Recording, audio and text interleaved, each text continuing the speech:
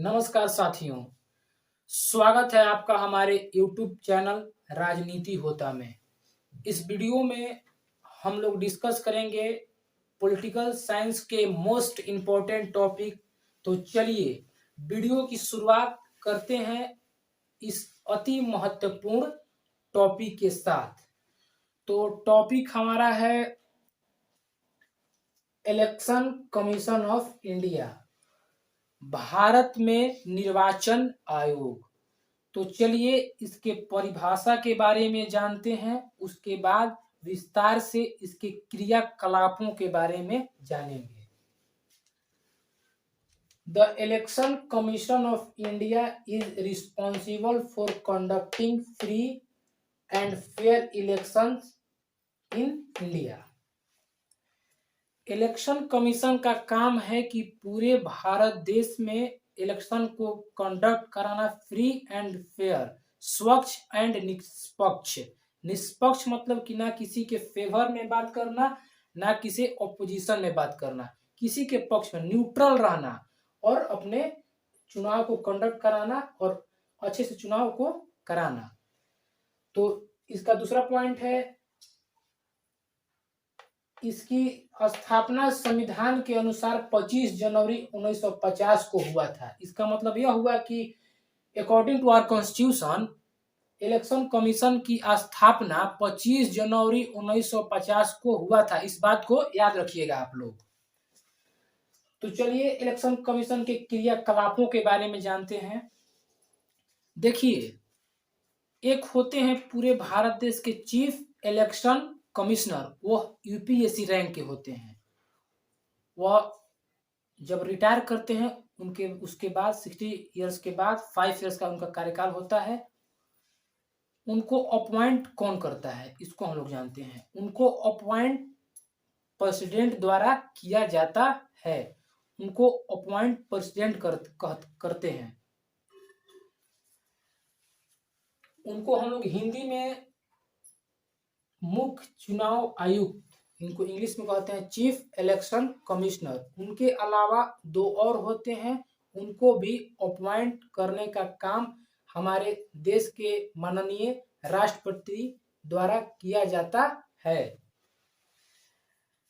देखिए, एक बात आती है पावर शेयरिंग की। ये भी एक पॉलिटिकल वर्ड है, इसके बारे में हम लोग जानेंगे, लेकिन आगे आने वाले वीडियो में। पावर शेयरिंग, देखिए, जो चीफ इलेक्शन कमिश्नर हैं वो तो अकेले पूरे भारत देश में इलेक्शन को कंडक्ट नहीं करा पाएंगे, प्रॉब्लम्स आएंगे। इसी को देखते हुए एक स्टेट इलेक्शन कमीशन को बनाया गया कि जो स्टेट में चुनाव होते हैं वह chief election commission of India को हेल्प करेगा और उस राज्य में इलेक्शन को कंडक्ट कराएगा।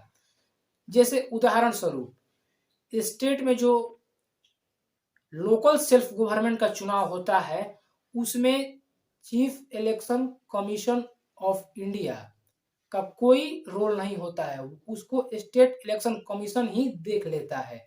लेकिन जब किसी स्टेट का चुनाव होता है, विधानसभा का चुनाव होता है, लोकसभा का चुनाव होता है, तो उसमें chief election commission of India का काम रहता है।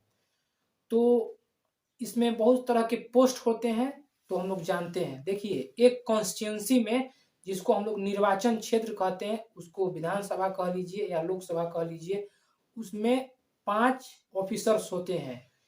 5 ऑफिसर्स में एक का नाम होता है जिसको हम लोग कहते हैं रिटर्निंग ऑफिसर, और अदर देन 4 जो 4 होते हैं उनको हम लोग पोलिंग ऑफिसर कहते हैं।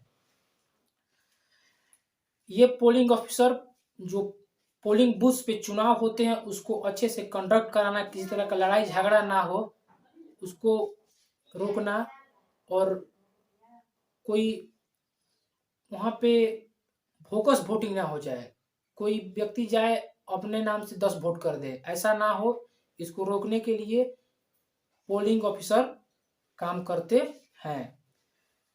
और एक बात यह है कि इलेक्शन कमीशन एक इंडिपेंडेंट अथॉरिटी है। इसका मतलब आप समझ रहे हैं, यह इंडिपेंडेंट है। जिस प्रकार हमारे देश में न्यायपालिका इंडिपेंडेंट अथॉरिटी में आता है, उसी प्रकार इलेक्शन कमीशन ऑफ इंडिया एक इंडिपेंडेंट अथॉरिटी है। इसका मतलब हुआ कि वह स्वतंत्र है, वह किसी के कहने पे काम नहीं करेगा, वह स्वतंत्र है। भारत में बहुत प्रकार के इंडिपेंडेंट अथॉरिटी हैं, जैसे उदाहरण दे देते हैं, ये तो मेरा पॉइंट नहीं है लेकिन बता देते हैं आपको। Chief election commission is independent authority, supreme court मतलब कि पूरी न्यायपालिका, सुप्रीम कोर्ट को ही क्यों कहें हम, पूरी न्यायपालिका, और एनजीओ नॉन गवर्नमेंटल ऑर्गेनाइजेशन जिसको कहते हैं, वो भी एक इंडिपेंडेंट अथॉरिटी है। तो फिलहाल इस वीडियो में इतना ही। नेक्स्ट वीडियो में हम फिर मिलेंगे किसी नए और अति महत्वपूर्ण टॉपिक के साथ। तब तक के लिए धन्यवाद।